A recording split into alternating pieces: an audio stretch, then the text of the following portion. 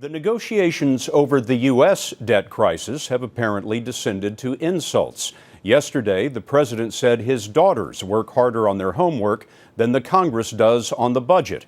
Today, one Republican senator suggested Mr. Obama needs medication.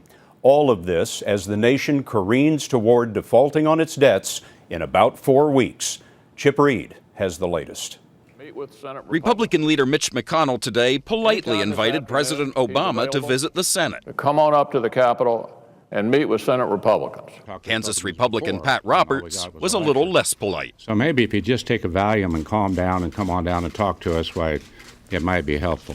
Both senators said they want to explain to the president that there is no chance Republicans will support tax increases as part of a deal on increasing the national debt. But White House Press Secretary Jay Carney said the president has no interest in talking about what will not pass. That's not a conversation worth having. What we need to have is a conversation about what will pass. Despite Republican resistance, Democratic sources familiar with the negotiations say the president now wants more than $400 billion in tax increases as part of the deal. The biggest piece by far, $290 billion, would come from limiting deductions for couples making more than $250,000 a year and individuals making more than $200,000, who the president referred to in yesterday's press conference as millionaires and billionaires.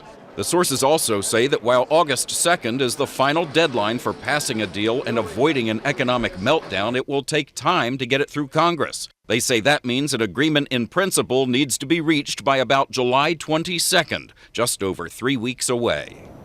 Senate Democratic leader Harry Reid said today he's canceling next week's 4th of July recess to work on the debt deal. But Scott, sources on Capitol Hill tell me there's very little they can do until the president and Republican leaders resolve their impasse over taxes. Thanks, Chip.